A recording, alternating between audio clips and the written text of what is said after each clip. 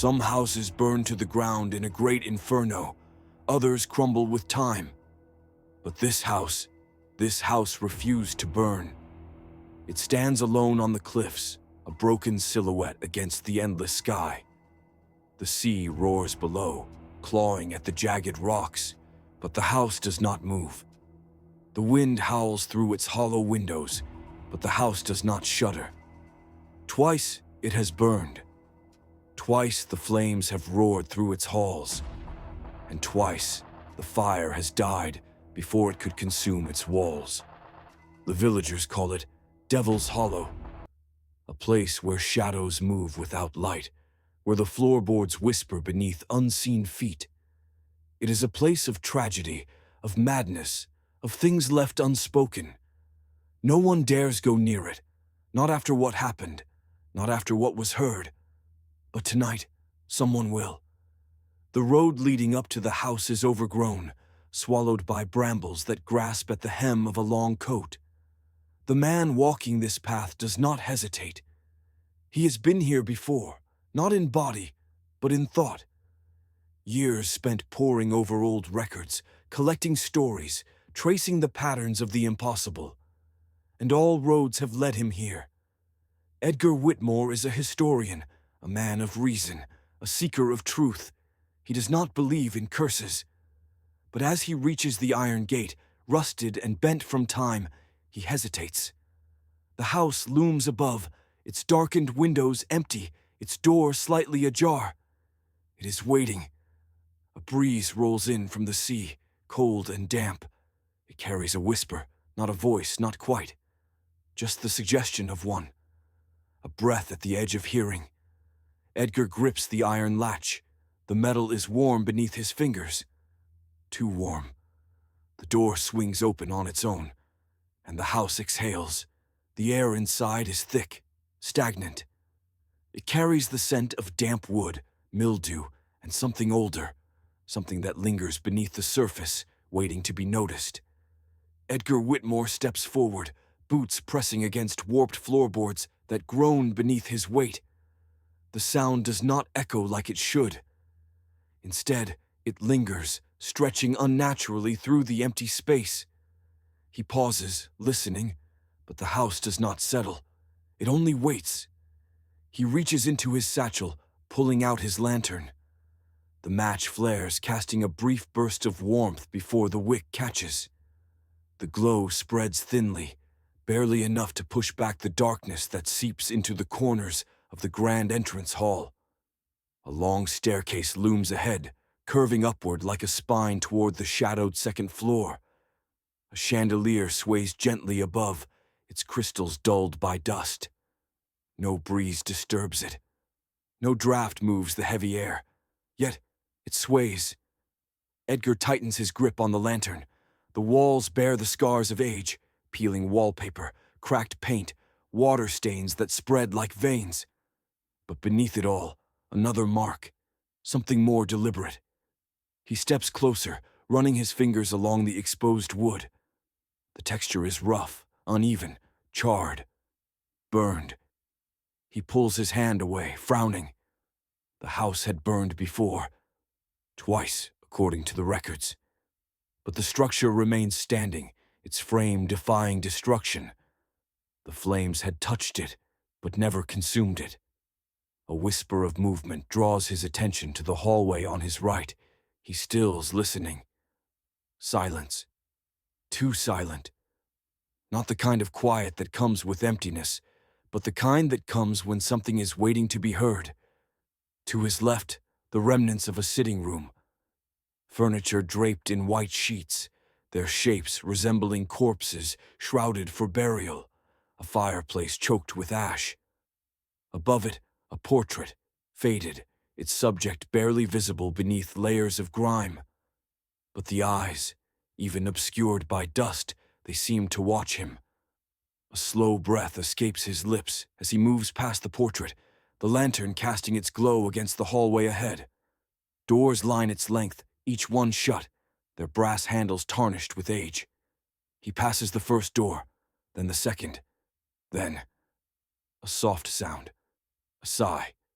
He stops, The noise had been faint, almost imperceptible, but it had come from behind him, from the room he had just passed. Slowly, carefully, he turns his head. The door stands ajar. He is certain it had been closed before. For a long moment, he simply watches it, waiting for something, anything to move within the darkness beyond. But nothing does. Still, the air around him feels warmer. A trick of the mind, he tells himself. His thoughts feeding into the stories he has read, the superstitions he does not believe. Yet his pulse quickens as he steps toward the door. A deep breath, a silent curse to himself for being foolish. And then, he pushes it open. The study. Bookshelves line the walls, their spines cracked and faded. A heavy desk sits in the center of the room, its surface buried beneath scattered pages. The curtains are drawn, filtering the moonlight into thin silver slivers across the wooden floor. He moves forward, boots silent against the aged planks. His fingers trail over the desk's surface, brushing against the scattered papers. Handwritten notes, some half-burned. Then he sees it. A book, separate from the others, resting atop the desk as if placed there deliberately. Its cover is cracked leather, its pages yellowed with time. He hesitates. Then, carefully, he opens it. The ink is fresh. His heart stammers. The words stretch across the page, written in frantic script. It knows I am here. The ink is still wet. A gust of air rushes through the room, sending loose pages fluttering to the floor. The lantern's flame flickers violently. He grips it tighter, his breath coming shallow. A noise. Not the wind. A creak, slow and deliberate, from somewhere beyond the study. His fingers tighten around the book as he turns toward the hallway. Another creak. Closer. The warmth in the air thickens, pressing against his skin. He takes a step back, his breath controlled, steady. His mind works through explanations, old wood shifting under his weight, drafts slipping through the structure. Logical things, reasonable things. But then, beneath the creaking floorboards, comes another sound. Breathing. Faint. Subtle. But there. Low. Measured. Not his own. The lantern shakes slightly in his grip as he steps toward the hallway, toward the place where the sound had come from. He tells himself he is prepared for what he might find, that he has spent years seeking answers to impossible stories, that he will uncover the truth behind the house's legend. But as he reaches the threshold, he wonders, what if the truth is worse than the stories? The light outside fades into nothing. Edgar does not remember the sun setting. It had been afternoon when he arrived. Now the windows are black mirrors, reflecting the dim glow of his lantern. The house swallows the outside world, sealing him in. A gust of wind should have rattled the old glass panes. But there is no wind, no sound beyond these walls, no whisper of trees bending in the breeze, no distant crash of waves against the cliffs. Only silence, a silence that listens.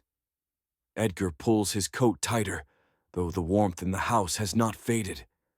If anything, it has grown more suffocating.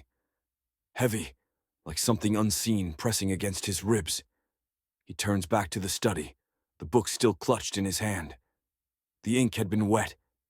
Impossible. Every logical thread in his mind tries to unravel the answer. An intruder? A prank? The work of some unseen drafts? None of them fit. A single candle remains lit on the desk, its flame swaying unnaturally. Not from air, not from movement, but as if disturbed by something just outside its glow. Edgar takes a slow breath. He has been inside abandoned houses before. Old manors with histories of tragedy, estates long left to rot. But this is different. This house is not forgotten. It is waiting. A soft click. His spine stiffens. The sound had come from outside the study. A door, a latch slipping. He steps forward, every muscle in his body taut with anticipation. The hallway stretches before him, impossibly dark, the lantern's glow reaching only a few feet before being swallowed whole. And then, a whisper, a faint breath of sound, just beyond his reach. Not wind, not creaking wood. A voice, 2 words, barely audible. But there, burn me. A chill creeps up his spine, colder than any draft should be. He clenches his jaw, his pulse a steady drum against his ribs. He tells himself he misheard. The shifting of the house, his mind grasping for patterns in the dark. But then, burn me. Clear, definite. A woman's voice. Edgar's fingers tighten around the lantern. His feet remain rooted to the floor, his body frozen between reason and something deeper. An instinct, old and primal, telling him to run. He forces himself forward. 1 step, then another. The floor beneath him does not creak. It groans. As if something beneath the wood shifts with his weight. A distant thud echoes through the house. From above. His gaze lifts toward the ceiling. Dust drifts down in lazy spirals. Someone is upstairs, or something. His breath steadies. He is a man of logic, of research, of reason. He has come here for answers, and fear will not drive him away. But his hands are still shaking. He moves down the corridor, his shadow stretching long behind him. The lantern flickers with every step, throwing fractured light across the walls. Then, a door at the end of the hall, slightly open, the same door he had passed earlier, the one that had been shut.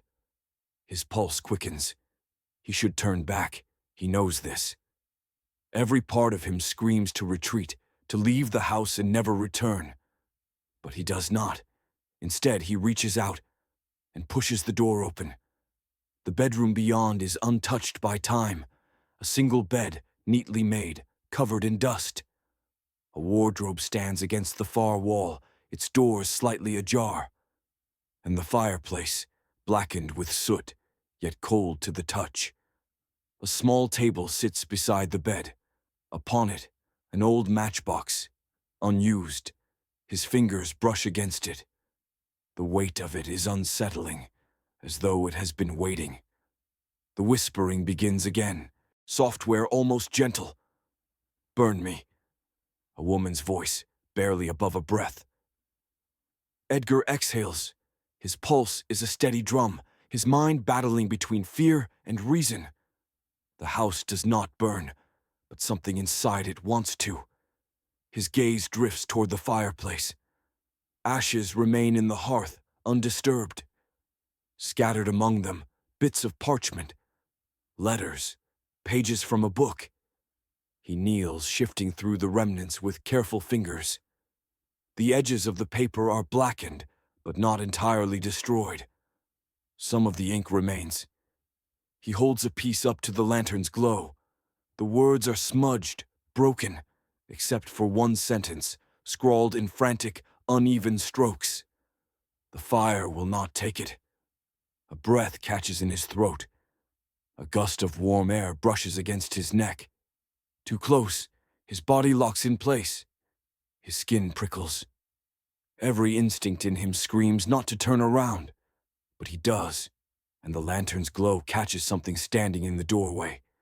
A figure, not fully there, not fully formed. A woman in white, her face obscured, her body wavering between the shadows. Her voice is a whisper, a sigh woven into the heat of the house. Burn me. The lantern flickers, the warmth intensifies. The house exhales. Edgar stumbles back, his grip on the matchbox tightening. His breath is shallow, mind racing. He tells himself it is a trick of the light, exhaustion playing games with his senses. But the woman does not move. She stands there, silent, waiting. And then, as if the house itself had blinked, she is gone. The doorway stands empty. The warmth in the air lingers. Edgar forces himself to breathe, to slow the frantic rhythm of his heart. He has spent years chasing legends, dissecting myths, seeking the truth in old ghost stories. But this is not a story. This is something else. And the matchbox in his hand suddenly feels heavier than it should. The matchbox feels heavier in Edgar's grip. Its weight is impossible, disproportionate, as if it does not contain mere matches, but something more, something unseen, something waiting. His fingers tighten around it, his breath steadying, but the warmth in the air thickens. It presses against his skin, smothering, like the exhalation of some unseen thing. The woman is gone. The house is silent. But he is not alone. Edgar swallows hard, forcing himself to move. He turns toward the fireplace, kneeling before the soot-streaked hearth. The ashes inside are undisturbed, brittle pages of half-burned parchment scattered among them. The words written on them, now clearer beneath the lantern's glow. The fire will not take it. A dozen pages, each one scrawled with the same message. Over and over, frantic, desperate. The matchbox trembles in his grip. He flicks it open. Inside, a row of matches, untouched by time. The wood smooth, the tips perfectly intact. He pulls one free, feeling its fragile weight against his palm. The house is watching. It does not move, does not creak, does not groan under its own age. It only waits. The whisper comes again. Burn me. The voice is closer now, no longer distant, no longer woven into the air like a ghostly plea. It is here, behind him. His fingers fumble against the lantern's glass. The flame inside flickers, but does not go out. Shadows stretch along the floor, shifting in ways they should not. He forces himself to turn. The doorway is empty. But the warmth lingers. He draws in a slow breath and strikes the match. The tiny flame bursts to life, delicate, flickering between his fingers.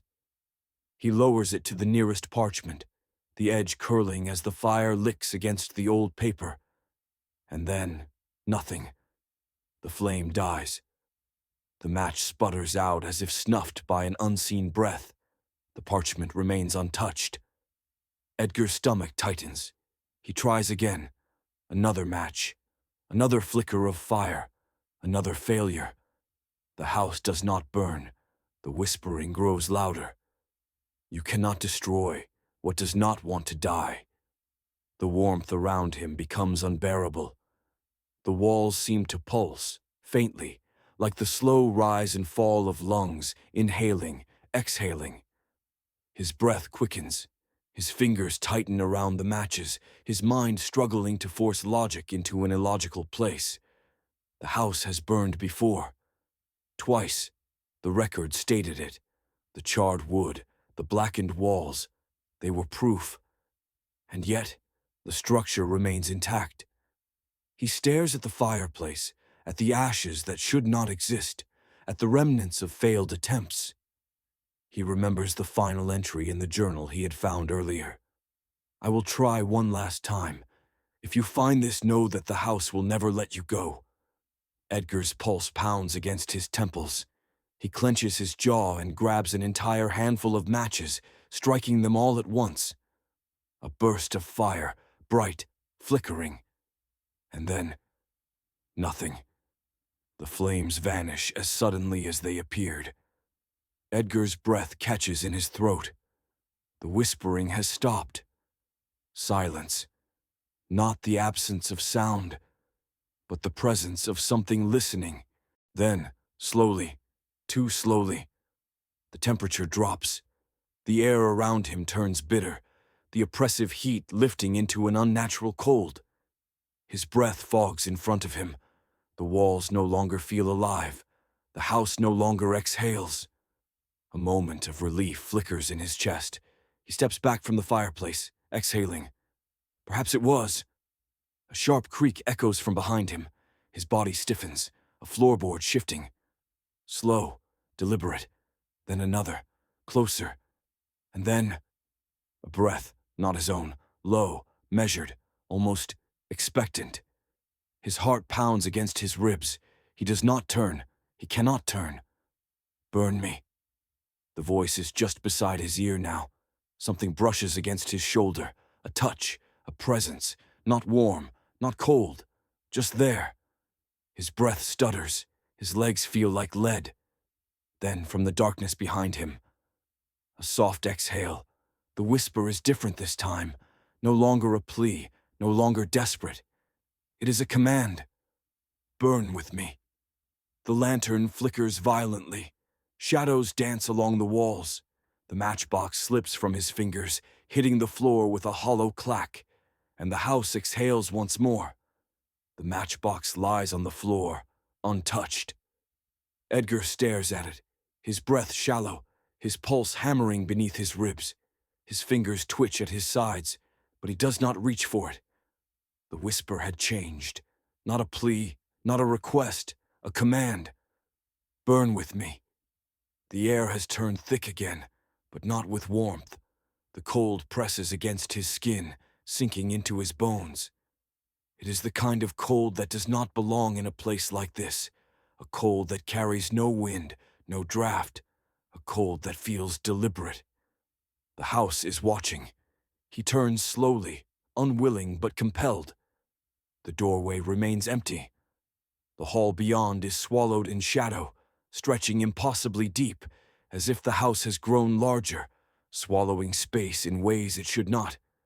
His lantern wavers, the flame inside sputtering, struggling to stay alive. Then, a sound. A creak from above, slow, methodical. The sound of weight shifting across old wooden beams. Someone is upstairs. Or something. His breath catches in his throat. His feet move before he can question them, carrying him out of the study and into the darkened corridor. The air here is heavier, thicker. The walls seem closer than before, the shadows deeper. The floor groans beneath his steps, the weight of the house pressing against him, around him. And then, from above, a single deliberate footstep, followed by another, and another. Slow, heavy, measured, a presence descending the stairs. His grip tightens around the lantern as he reaches the base of the grand staircase. The banister is warped, blackened by fire, but still intact. His fingers hesitate before touching it. The footsteps stop. Halfway down, he lifts the lantern. The glow catches movement. A figure at the top of the stairs, shrouded in the dark, barely visible. A woman, not fully there, not entirely absent. Her form flickers like a dying flame, her dress trailing in tatters, her hair falling in strands over a face he cannot fully see. Her eyes, not empty, not vacant, they burn. The warmth returns, sudden, smothering. The air thickens with heat, pressing against his skin, choking his breath. She does not move. She does not need to. The house moves for her. The walls tremble. The wood beneath his feet groans. The chandelier above sways violently, its long dead crystals clinking together in a chorus of whispers. The heat intensifies. The woman steps forward. The stairs should creak beneath her weight. They do not. She descends, slow, graceful, untouched by gravity, by time. Edgar stumbles back. The matchbox lies at his feet, the wood scorched black. His mind races. Logic battles fear. He has spent years unraveling stories, dissecting legends, tracing the roots of superstition. But this is not a legend. This is real. The woman stops on the last step. Close. Too close. Her voice is soft, almost a sigh. Burn with me. His breath shudders. His pulse pounds. The heat is unbearable now. His clothes stick to his skin, sweat rolling down his spine. She reaches for him. A hand, pale, charred at the edges. Smoke curling from her fingertips. He does not think. He moves. His foot kicks the matchbox, sending it skidding across the floor. It stops at the base of the fireplace. He lunges for it. His fingers close around it. The heat sears his palm, but he ignores the pain. He strikes a match against the rough edge. The flame flares. And then, nothing. It dies. The whispering surges, growing louder, swirling around him like a chorus of voices layered over each other. It will not burn. It will not burn. It will never burn. The walls shudder. The chandelier above swings violently. The woman steps forward. The flames in her eyes flicker. And then, for the first time, she smiles. A crackling sound echoes through the house. Not fire. Laughter. Low, echoing, rippling through the very bones of the house. Edgar stumbles back, his vision swimming. His body is burning without fire, his skin flushed, his breath labored, the weight of the house pressing against him. It is not just heat. It is something alive, something ancient. The woman lifts her head, and the shadows warp around her, stretching like charred tendrils. The house is not haunted. It is not cursed. It is possessed. Not by ghosts, not by restless spirits, by something older, something that does not fear fire, something that feeds on it. Edgar's thoughts fracture, his knees nearly buckling, his vision tunnels. The heat warps the air, twisting reality into something unrecognizable. The woman's whisper is the last thing he hears before the lantern's flame dies completely. You were never meant to leave. Darkness swallows the room. The lantern's flame has died. The heat, once suffocating, vanishes in an instant, leaving behind a void so cold it feels unnatural. The whispering stops. The house does not creak, does not groan. It only listens. Edgar does not move. He cannot. His breathing is shallow, his limbs heavy. The weight of the house presses against him, not physically, but something deeper, something unseen, a presence, a force. His fingers remain clenched around the matchbox, its surface warm, too warm. It is as if the fire never truly left it, as if it lingers beneath his skin. The woman, she is gone, or perhaps she was never truly there. But her presence lingers. Something has changed. The air is still. The room is silent. But Edgar knows. He is not alone. He will never be alone again. He forces himself to move, his body sluggish, drained. His eyes lift to the fireplace, the soot-darkened walls, the burned parchment, the words still etched into the stone. The fire will not take it. His breath is a ghost of itself as he exhales. He has his answer now. The house was never meant to burn, because the house itself is fire, a hunger, ancient and insatiable. It does not fear the flames, it craves them. It does not consume, it endures. And those who enter, they do not escape. They become part of it. The floor shifts beneath his feet. A whisper, barely audible, threads through the silence. It is your turn now. A chill spreads through Edgar's chest. He should leave. Now he should turn, should force his feet to move, should push through the suffocating darkness and out of this cursed place. But he does not, because deep down he knows. The house will let him leave. For now, it has already marked him. And when it calls him back, when the time is right, he will return. Just as the others did before him, just as the house knew he would. The floorboards creak beneath his weight as he takes a step back. Then another, then another. The house does not resist. It only waits. And as Edgar reaches the door, as his fingers graze the rusted handle, as the cold wind rushes in from outside, the whisper follows him. Software patient, unrelenting. You will come back. And in the depths of his mind, buried beneath reason, beneath denial, beneath the fragile grasp of logic, he knows it is true. What do you think the house truly is? A cursed place, or something far worse? Would you return, or would you fight to forget? Comment your theories below. Don't forget to subscribe. Thank you!